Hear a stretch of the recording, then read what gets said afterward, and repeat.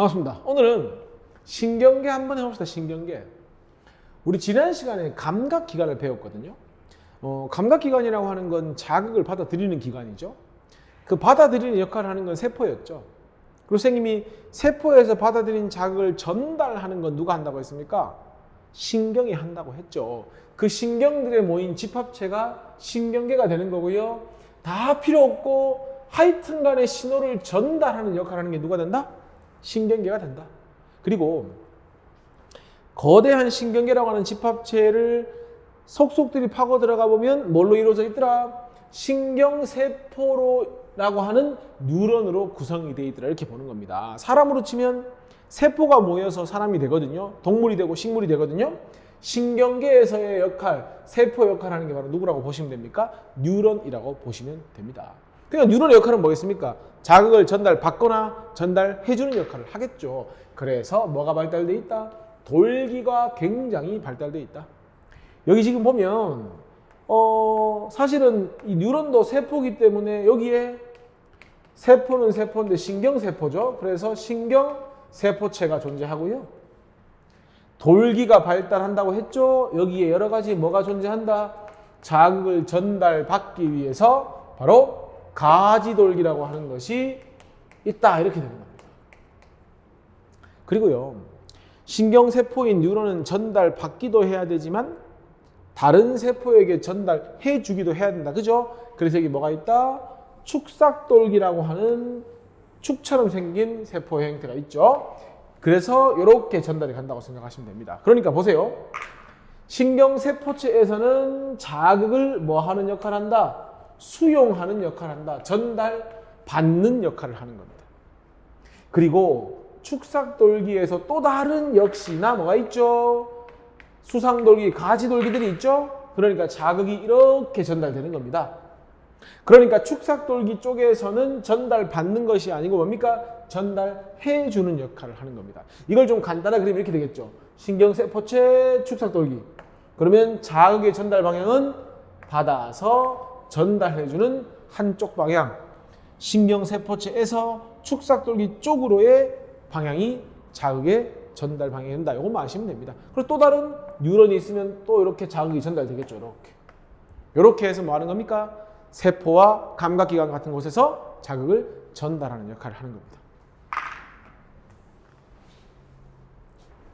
그 다음에 우리가 이제 그 뉴런이 자극을 전달하는 역할을 한다고 했는데 뉴런을 하는 역할에 따라 구분을 좀 지어봅시다. 자, 누가 피부를 건드렸다. 그러면 그 감각기관에서 느낀 신호를 뇌로 전달해야 될 거 아닙니까? 그죠? 그러니까 감각기관에 붙어서 연결되어서 받아들인 자극을 전달해주는 뉴런을 뭐라고 하는 겁니까? 감각뉴런이라고 하는 겁니다. 그러니까 감각뉴런은 감각기관에 연결되어서 감각기관에서 받아들인 신호를 뇌나 뭐 척추 같은 데, 척수 같은 데 전달해 주는 겁니다. 그리고요.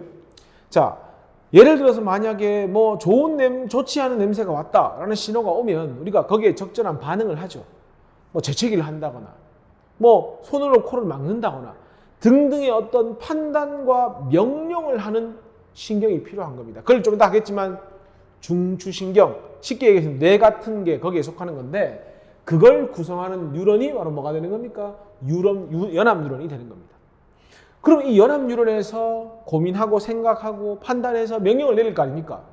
그 명령을 전달해주는 뉴런이 바로 운동뉴런이 되는 겁니다. 팔에 연결되어 있을 수도 있고요. 입에 연결되어 있을 수도 있고요. 어쨌건 반응기관에 연결이 되어 있겠죠. 그러면 감각뉴런, 연합뉴런, 운동뉴런 중에서 일단 컨트롤 타워 역할을 하는 게 연합뉴런 맞죠? 바로 연합뉴런이 모여가지고 중추신경계를 이루는 겁니다.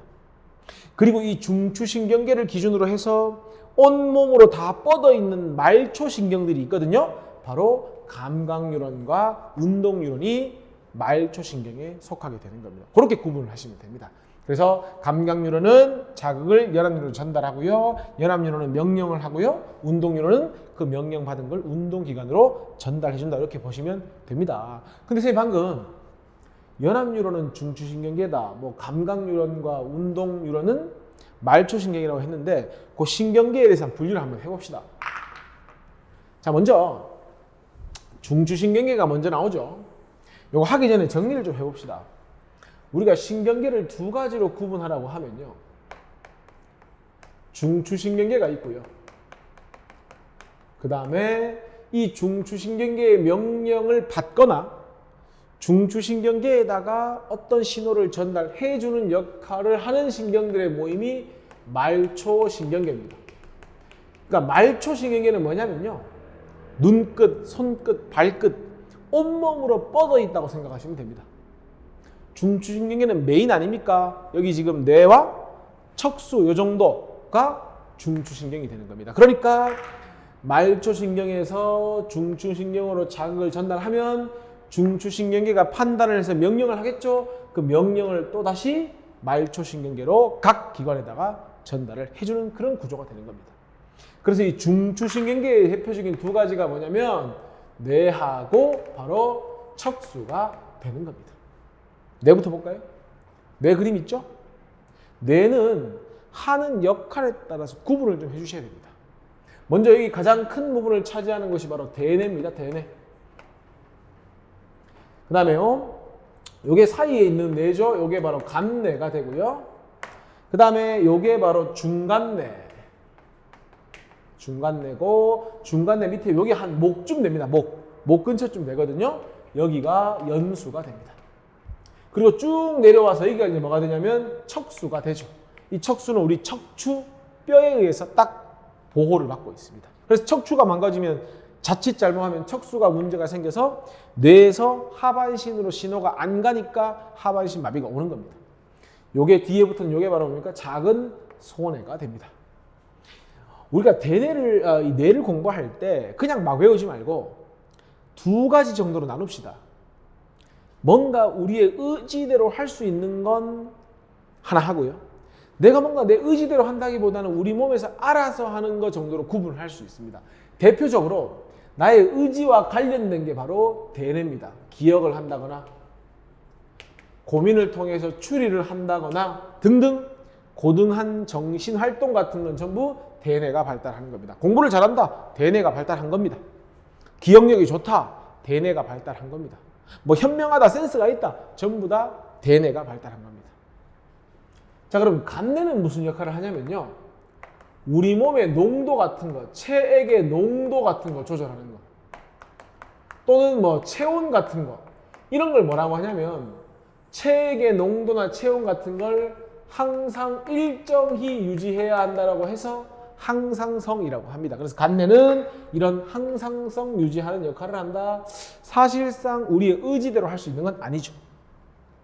그 다음 소뇌는요, 우리 왜 이런 말 하잖아요. 운동 잘하는 사람들, 운동신경이 있다 이런 표현 쓰죠. 그게 소뇌가 발달한 사람입니다. 그래서 소뇌가 발달한 사람은 몸의 균형이라든지 이런 유지가 굉장히 잘합니다. 그 다음에 소근육 같은 거 있죠? 이런 게 굉장히 발달하는데 이걸 담당하는 뇌가 소뇌입니다.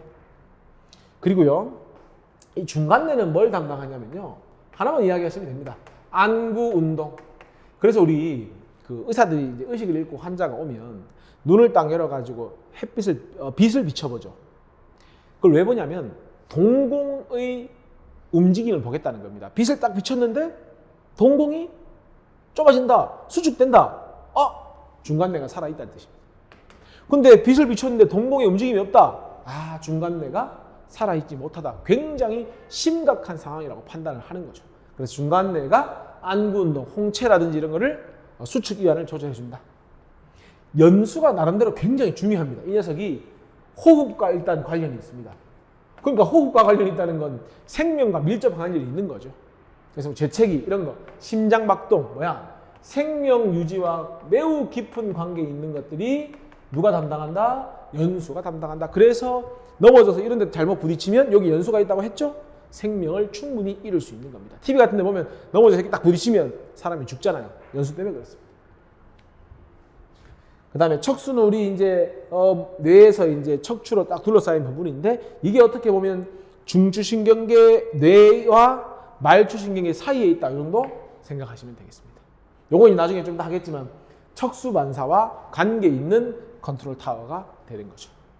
됐습니까?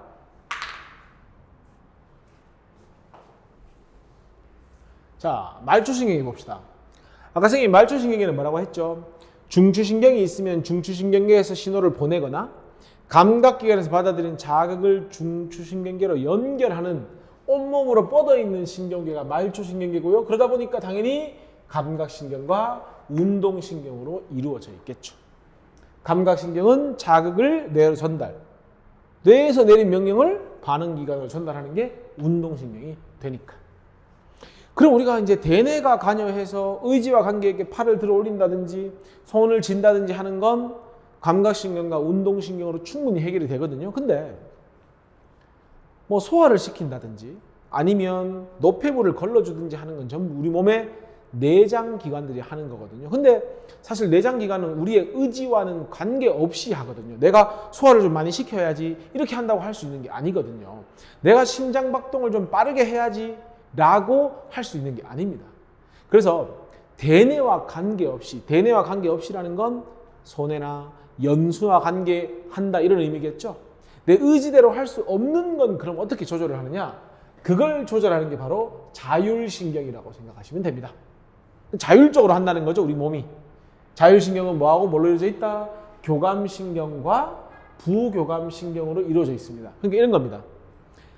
심장에다가요, 신경을 두 개 라인을 딱 연결해 놓는 겁니다. 하나의 라인은 교감신경, 또 다른 하나의 라인은 부교감신경이죠. 그래서 만약에 호흡 운동을 촉진하기 위해서는 교감신경을 통해서 자극을 전달하는 겁니다. 그럼 심장 입장에서는 교감신경을 통해서 자극이 온다는 건 심장박동을 촉진하라 이렇게 되는 거거든요. 그래서 자율신경, 그러니까 교감과 부교감을 통해 여러 가지 안구 운동이나 내장기관의 운동을 감지하고 컨트롤하는 겁니다. 이렇게 기억합시다. 교감신경은 업시키고 뭔가 흥분시킨다고 생각하시면 되고요. 부교감신경은 다운시키시고요. 뭔가 가라앉는다. 그러니까 뭐 다운시킨다라고 생각할까요? 그럼 볼까요? 우리 흥분하면 눈 커지죠. 동공확대. 뭐가 작용하면? 교감신경이 작동을 하면. 부교감신경이 작동을 하면 동공의 크기는 축소가 됩니다.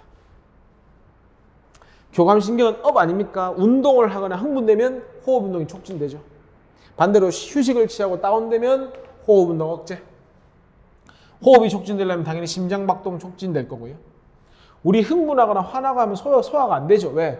소화 운동이 억제되니까. 그래서 자율신경은 뭐다?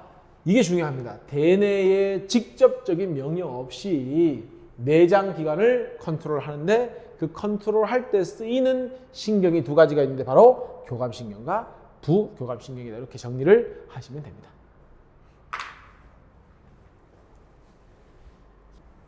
문제 한번 풀어볼까요? 1번. 자, 여기 지금 뭡니까? 신경세포체죠.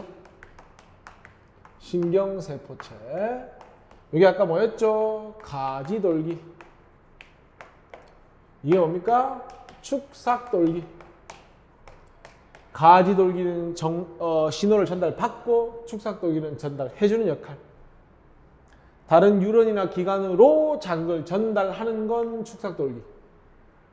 핵과 세포질이 있어 실제로 여러 가지 생명활동이 일어나는 건 신경세포체니까 A. 다른 뉴런이나 감각기관에서 전달된 자극을 받아들이는 것이 바로 뭡니까? 가지돌기. 이렇게 구분하시면 되겠죠.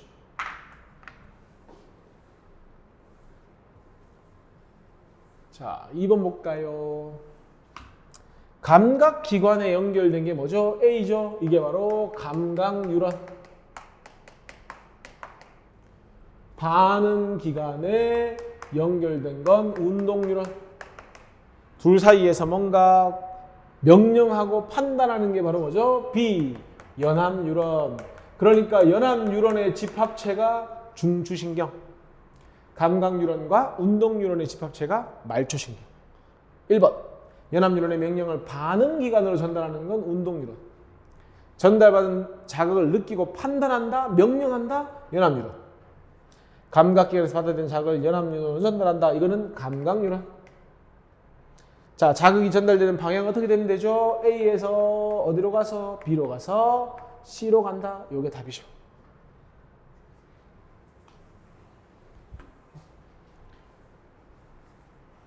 (4번) 볼까요? A가 뭡니까 이거? 대뇌죠. B가 간내, C는 중간내, D가 연수, E가 소내가 되는 거죠. 자, 1번 심장박동, 호흡운동을 하는 건 아까 얘기했죠? 연수 뭐죠? D.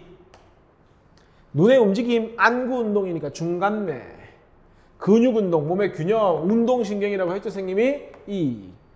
기억, 추리, 대뇌. 그 다음 마지막 체온과 체액의 농도가 일정하게 유지, 이걸 뭐라고 한다고요? 좀 이따 할 거거든요. 항상성이라고 한다고요. 항상성은 누가? B가 컨트롤 타워 역할을 하는 겁니다.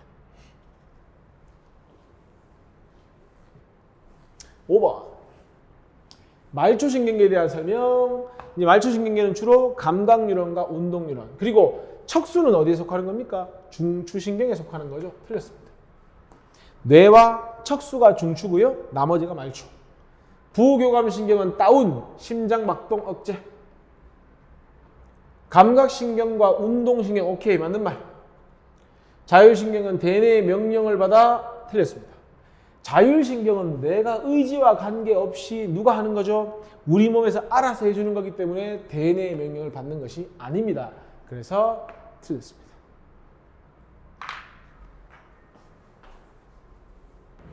자, 그 다음 볼 건 뭐냐면요, 자극에 따른 반응의 경로인데, 자극이 어떤 자극이냐에 따라서 반응하는 경로가 조금 다르거든요. 지금 여기서 만약에 주전자를 들고 컵에 원하는 만큼의 물을 따른다? 그렇게 성급하거나 급하거나 긴박한 상황은 아닙니다. 근데 뜨거운 주전자에 손이 닿았습니다. 그럼 굉장히 긴박한 상황이죠. 그러니까 상황에 따라서 반응의 중추, 그러니까 명령을 내리는 중추가 다르다는 겁니다. 컨트롤 타워가 달라진다는 얘기죠. 자, 내가 컵을 따른다는 건 눈으로 보죠. 컵을 또는 물잔을. 그리고 시각신경에서 대뇌로 가서 지금 주전자가 이만큼 기울었으니 천천히 기울여서 명령을 하겠죠. 운동신경을 통해서 반응기관 전달하면 물을 따르면 됩니다. 경로를 봅시다. 뭡니까? 일단 신호가 갔죠. 시세포에서 받아들인 자극을 어디로 보냅니까? 눈에서 대뇌로 보내는 겁니다. 눈에서. 그러면 대뇌가 중추를 해서 야, 좀 더 기울여라, 이렇게 명령을 내리죠. 그러면 대뇌, 즉 중추의 명령을 받아서 말초신경에 해당하는 운동신경이 신호를 전달하면 컵을 따른다. 매우 지극히 정상적인 과정입니다. 자, 이번에는 뜨거운 주전자에 손이 닿았습니다. 손이 닿았으니까 피부 입장에서는 통증으로 생각을 합시다. 통증을 느낍니다. 자, 감각기관에서 통증을 느껴서요. 여기 지금 뇌의 그림은 없는데, 자, 여기서 지금 피부가 감각을 느꼈죠? 원래는 어디로 가야 됩니까? 신호가 와서요. 이렇게 어디로 가야 됩니까? 뇌로 가야죠. 자, 뜨거워라는 신호가 갔죠? 뜨겁냐? 그러면 뇌를 구성하고 있는 연합뉴런이 명령을 내리겠죠? 뜨거우니까 손을 얼른 떼라. 명령이 내려옵니다. 내려오면은 그 명령을 받은 말초신경에 해당하는 운동뉴런이 전달을 하겠죠. 야, 뜨거우니까 손을 치워라. 근데 이 경로는 시간이 너무 많이 걸리는 겁니다. 뜨겁냐? 그렇다면 좀 있으면 아플 텐데 손을 치워라 하는 순간 이미 손은 다 타죠. 그럴 때 어떻게 하느냐?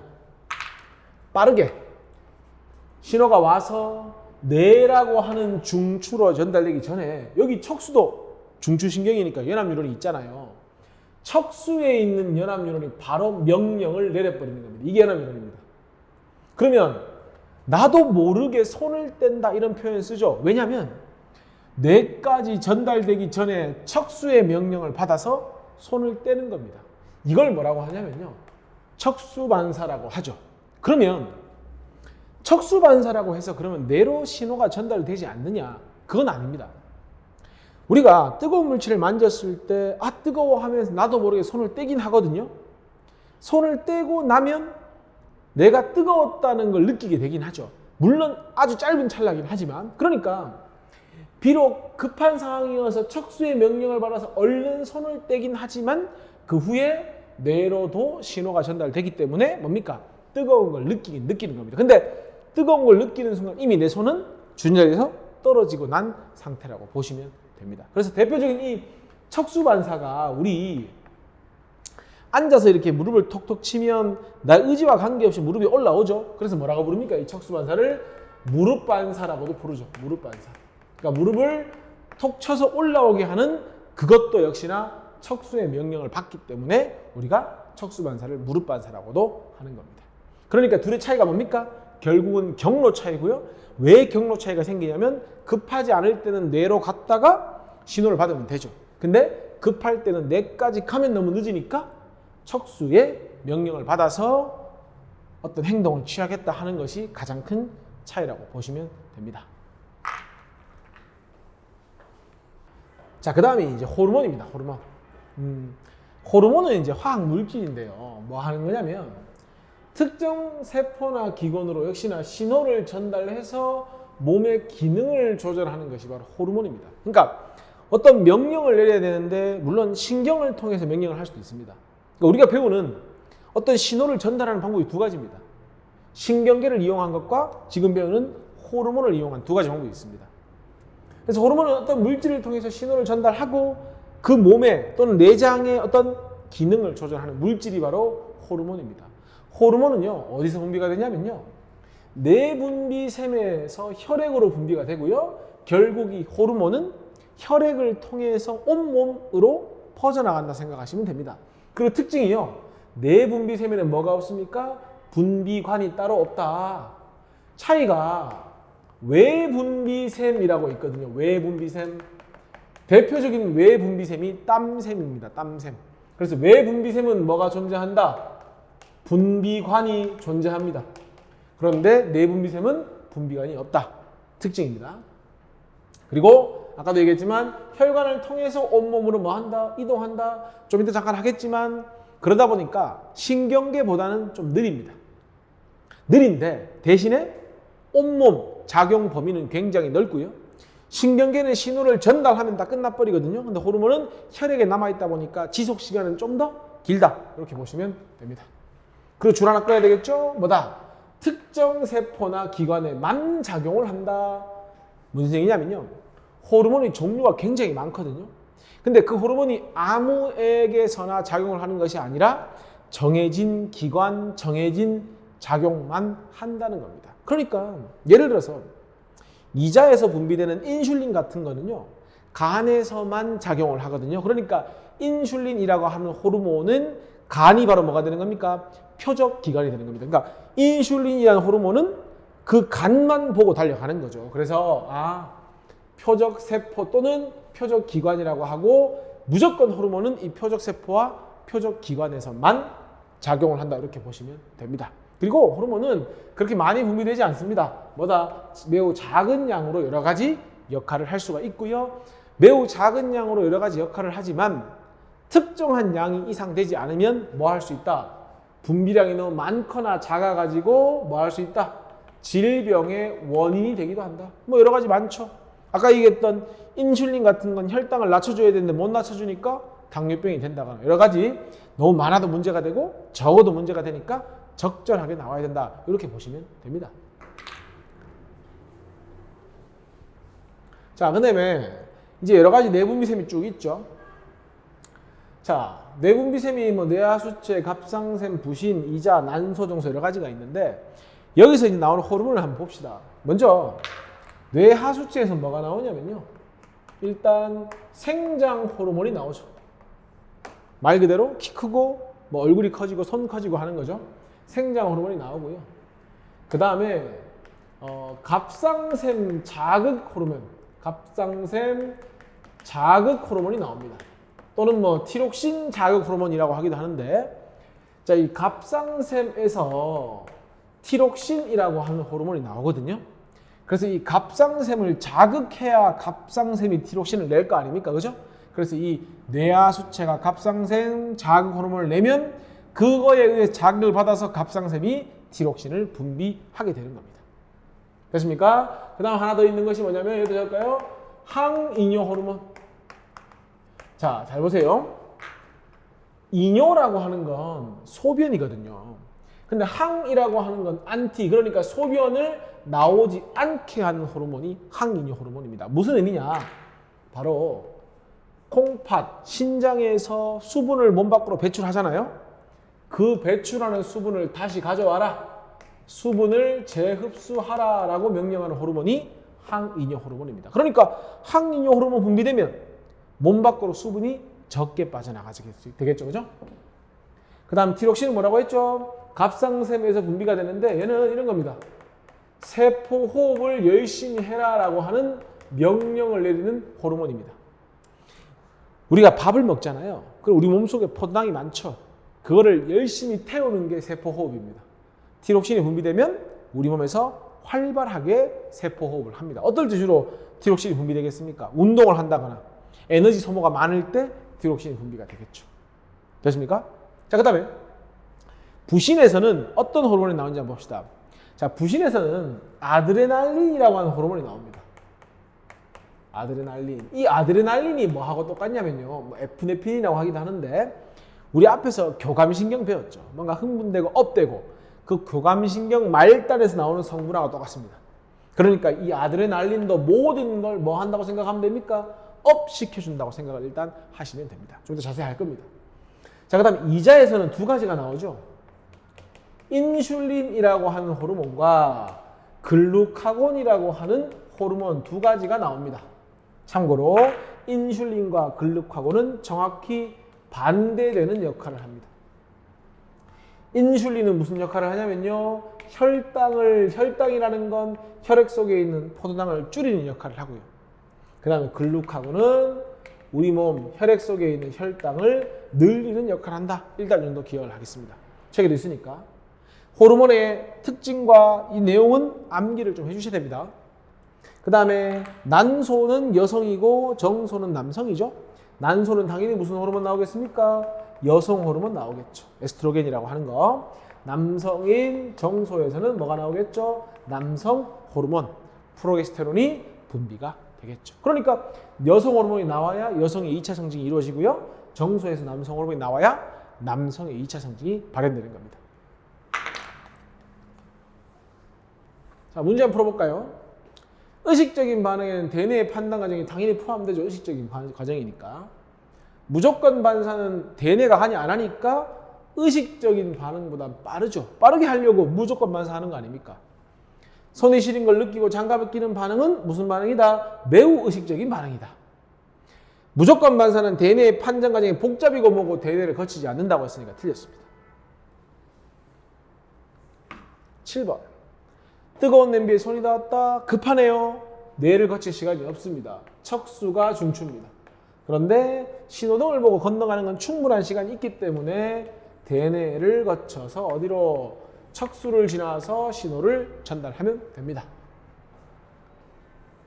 자, 8번에 A가 뭡니까? 뇌하수체죠. A가 뇌하수체. B가 목에 있는 갑상샘. C는 콩팥에 모자처럼 씌워져 있죠. 요게 부신. 그 사이에는 요게 이자입니다. 이자. 그 다음에 요게 뭡니까? 여성이니까 난소가 될 거고요. F가 남성의 정소. 이렇게 보시면 되죠. 9번 문제입니까? 생장 호르몬 나오는 거 보니까 A가 뭐겠습니까? 뇌하수체겠죠. 티록신의 분비를 촉진하는 호르몬은 티록신 분비 자극 호르몬 또는 갑상샘 자극 호르몬 다 됩니다. 콩팥에서 물을 재흡수해라. 그러면 오줌이 적게 나오겠죠? 소변을 줄이게 되겠죠? 항이뇨 호르몬. 세포 호흡을 촉진하는 건 뭡니까? 티록신이죠. 어디서 나오죠? B. 갑상샘. 부신에서 나오는 아드레날린은 심장박동 촉진, 모든 걸 내가 업 시킨다고 기억하라고 했죠? 혈당도 증가. D는 뭐겠습니까? 이자니까 인슐린과 반대로 작용하는 뭐가 있죠? 글루카곤이 있죠. 그리고 인슐린은 혈당을 낮춰주고 혈당을 높여주고. 이걸 뭐죠? 반대로 작용한다. 어려운 말로 반대로 작용한다는 걸 기량작용이다 라고 합니다. 몰라도 됩니다. 에스트로겐은 여자의 2차 성징이고요. 프로게스테론이죠. 남성은 프로게스테론은 뭐다? 남성의 2차 성징, 남성 호르몬에 속하는 거죠.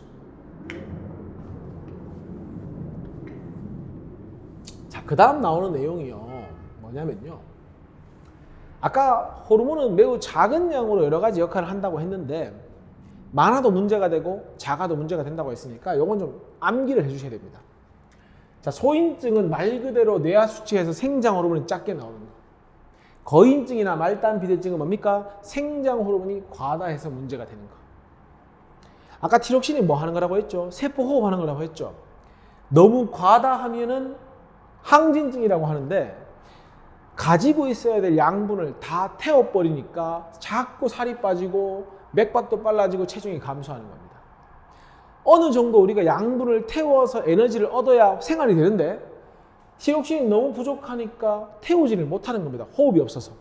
호흡이 없다는 건 숨 쉬지 않는다는 의미가 아닙니다. 양분을 태우지 않는다는 의미입니다. 그러니까 피로하고 왜? 양분을 안 태우니까 에너지가 없잖아요. 양분을 태워야 열이 발생하니까 체온 유지가 되는데 춥죠. 체중은 자꾸 증가하게 되는 겁니다. 인슐린이 결핍했어. 인슐린이 뭐 하는데요? 혈당을 낮춰주는 게 인슐린 아닙니까? 근데 이 혈당을 낮춰줘야 되는데 인슐린이 부족해지니까 우리 혈액 속에 혈당이 높아지게 될 거고 그게 결국은 소변으로 빠져나오니까 당뇨병이 되는 겁니다. 원래 혈당은 적절하게 유지가 돼야 되거든요. 됐습니까? 그러면 쌤이 지금 혈당도 일정히 유지해야 된다 하고 체액의 농도도 일정히 유지해야 된다고 했죠? 쌤이 얘기했죠 아까. 그런 걸 뭐라고 한다고 했습니까? 항상성이라고 했죠? 항상성을 어떻게 유지하는지 한번 봅시다.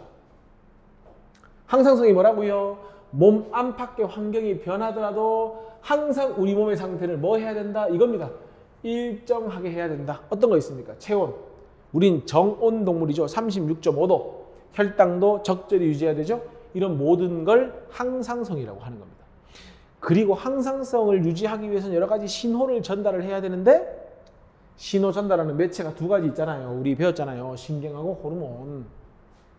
호르몬은 혈액 타고 가죠. 쉽게 얘기해서 배 타고 가는 겁니다. 굉장히 느립니다.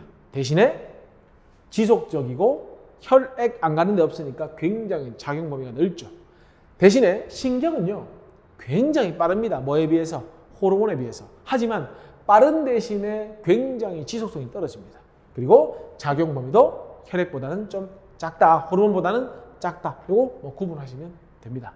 제일 중요한 건 항상성을 어떻게 유지하느냐 하는 건데요. 자, 체온 조절 과정입니다.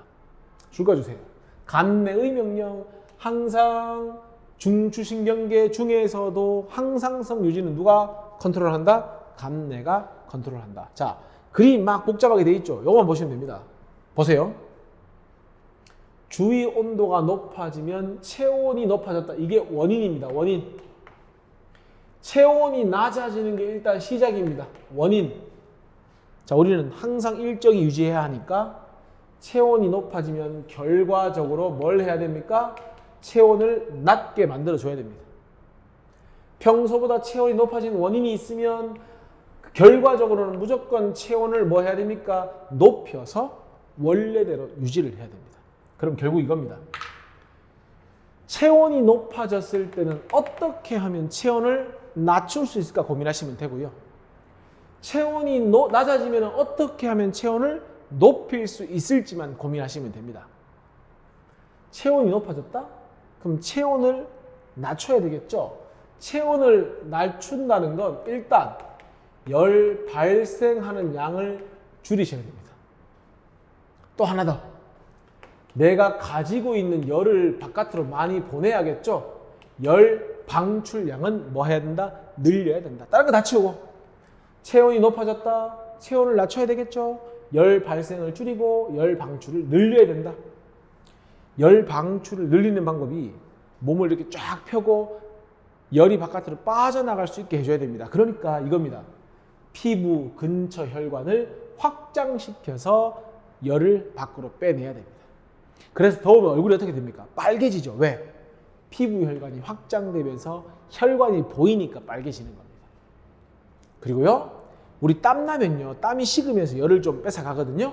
그래서 더울 때 땀이 나는 겁니다. 그러면 피부 혈관을 확장시키거나 땀 분비를 증가시켜서 뭐 하는 거죠? 열을 많이 방출하니까 다시 원래대로 돌아가는 겁니다. 자, 체온이 낮아졌습니다. 춥죠? 그럼 일단 기본적으로 열 발생량은 상식적으로 늘려야 되고요. 안 그래도 추운데 열이 빠져나가면 안 되겠죠? 열 방출량을 줄여주셔야 됩니다. 열 방출량을 줄이는 방법은 웅크리는 거죠. 웅크리는 거. 피부 근처 혈관을 수축시키는 거죠. 이거는 열 방출을 줄이는 거고요.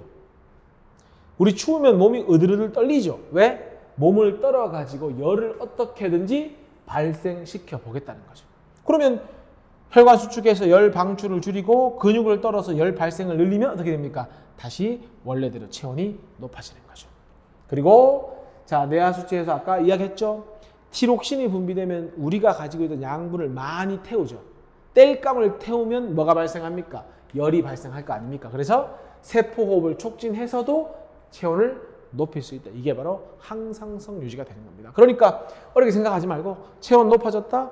체온 낮추기 위해서 뭘 해야 되는지, 체온이 낮아지면 체온을 높이기 위해서 뭘 해야 되는지를 기억하시면 됩니다. 자, 그다음 이제 혈당 조절 과정입니다. 똑같습니다. 원인을 보시고 결론을 보셔야 되거든요. 자, 혈당이 높으면은 혈당을 뭐 해줘야 되죠? 어떻게 하면 감소할 수 있을까? 혈당이 낮으면요, 어떻게 하면 혈당을 뭐 할 수 있을까? 증가시킬 수 있을까? 이게 중요한 겁니다. 해봅시다. 자, 지금 보면 식사 등으로 혈당이 뭐 했습니까? 증가했죠.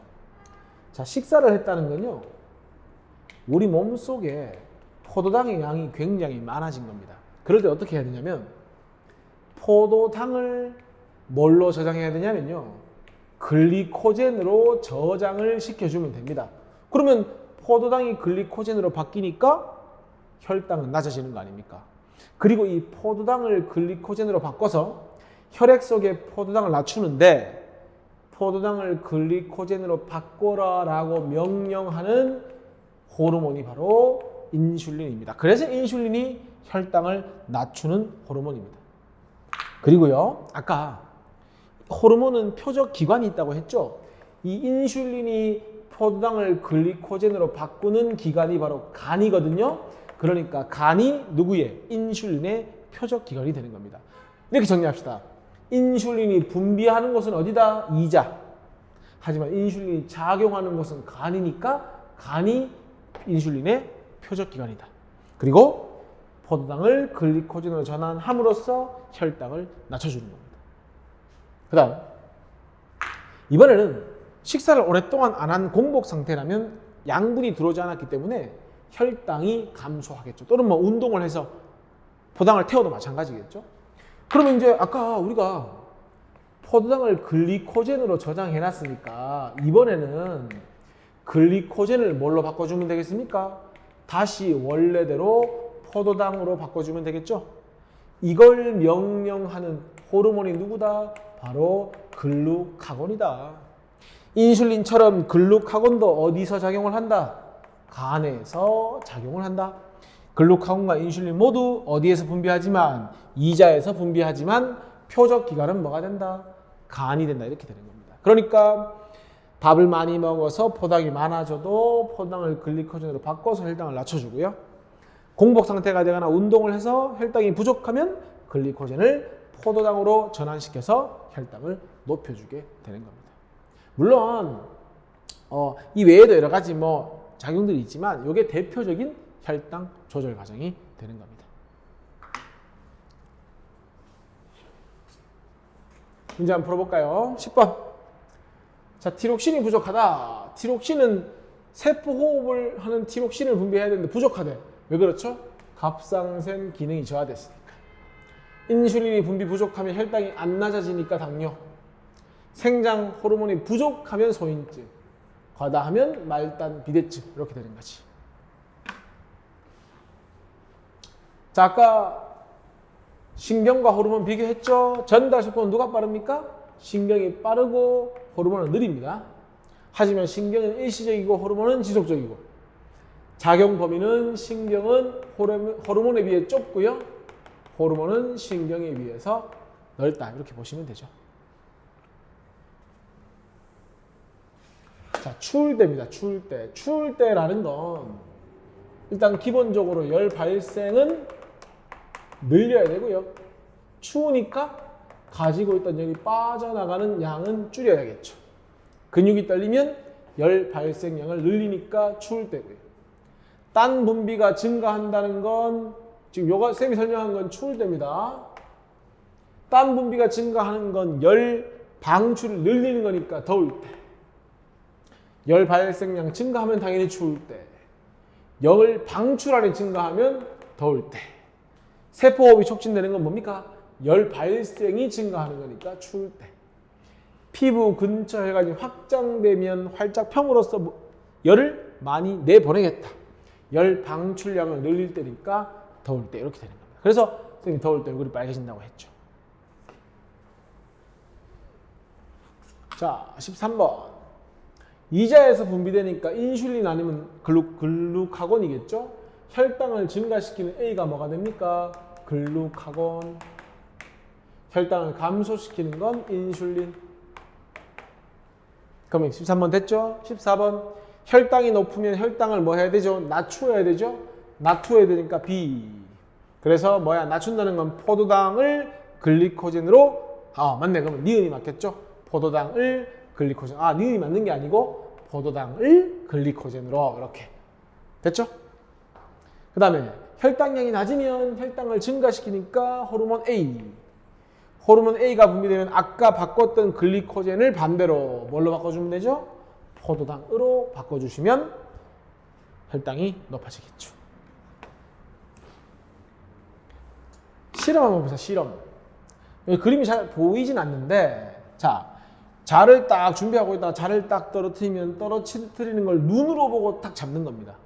그럼 만약에 자가 조금 떨어졌을 때 잡았다는 건 그만큼 반응을 빠르게 했다는 거고, 자가 많이 떨어지고 잡았다는 건 그만큼 반응이 느리다는 거죠. 눈을 가렸죠. 대신에 땅 소리를 내고 그걸 듣고 잡는 거니까 시각을 통해서. 이거는 뭡니까? 청각을 통해서. 공통점은 시각이든 청각이든 자가 떨어지고 있으니 내가 잡아야겠다. 둘 다 대뇌과 중추인 실험이죠. 결과 볼까요? 눈으로 볼 때 평균 자가 20cm 내려오고 잡았답니다. 소리를 들을 땐 30cm 내려 잡았다는 얘기죠. 누가 더 빨리 잡았습니까? 20cm 떨어지고 잡은 게 더 빠르죠. 청각보다는 시각이 좀 더 빠른가 봅니다. 반응하는 게. 시각을 통한 경로, 청각을 통한 경로인데 아무래도 20으로 작으니까 시각이 빠르다라는 결과가 나오죠. 떨어지는 자를 잡는 반응의 중추는 척수이다. 이거 무의식적인 무조건 만사가 아니잖아요. 반응이 빠르게 일어난다는 건 그만큼 자가 많이 떨어지지 않고 조금 떨어질 때 잡는다는 거니까 맞죠. 시각을 통한 반응과 청각을 통한 반응은 반응 시간의 차이가 있었잖아요. 아까 20cm, 30cm니까 분명히 시각이 빨랐죠. 떨어지는 자를 잡는 반응에는 대뇌의 판단 과정이 포함되지 않는다. 틀렸죠? 우리가 의식적으로 잡는 거 아닙니까? 자, 2번. 자, 눈으로 보고 잡는 반응의 경로니까요. 자극이 눈으로 가서 시각신경을 통해서 이건 대뇌가 관여하는 거죠. 그래서 척수를 지나서 운동신경으로 가면 되고요. 시각을 통한 반응과 청각을 통한 반응의 반응 시간이 다른 까닭은 뭡니까? 바로 반응 경로가 다르기 때문이죠. 그죠? 경로가 다르니까 시간이 달라지는 거죠. 그리고 그 경로를 최소한으로 하는 게 바로 뭐죠? 무조건 반사 아닙니까?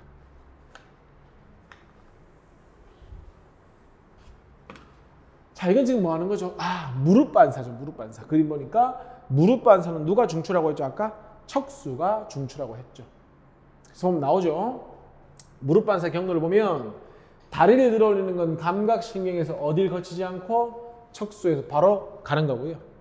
내가 팔을 드는 경로는 무조건 반사가 아니기 때문에 척수에서 어디로 갔다 온다? 대뇌로 갔다 온다. 보세요. 경로가 다르니까 시간 차이가 나고요. 위에 게 경로가 짧고 그만큼 반응을 하는데 시간이 작게 걸리는 거죠. 자, 1번. 위 실험에 대한 설명을 옳은 건 O하고 옳지 않은 건 X하라.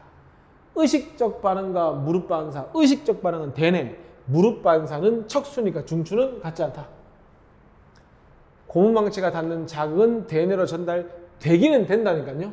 다만 대뇌로 전달됐을 때 이미 뭔가 반응을 했을 때죠. 그러니까 전달되지 않는다라고 하면 틀린 말입니다. 무릎 반사는 자신의 의지에 따라 일어난다? 아니죠. 무의식적으로 내 의지와 관계없이. 오른팔을 드는 반응보다 다리가 저절로 들리는 반응이 더 빠르다. 왜? 경로가 짧기 때문에 더 빠르게 일어난다. 이렇게 보시면 되죠. 자, 2번. 무릎 반사가 일어나는 경로를 완성해라. 자, 자극을 수용하면요. 일단 감각신경이죠. 감각신경에서 어디로 가죠? 바로 척수로 가죠. 그리고 운동신경으로 가서 반응이 나타나면 되고요. 무조건 반사가 의식적 반응보다 빠르게 일어나는 까닭은 대뇌를 거치지 않는 경로가 짧기 때문에 이렇게 서술을 해주시면 되겠죠. 자, 일단 뭐 여기까지 하시고요. 뒤에 또 문제가 있으니까 그거 풀어가지고 피드백을 잘 하시기 바라겠습니다. 수고하셨습니다.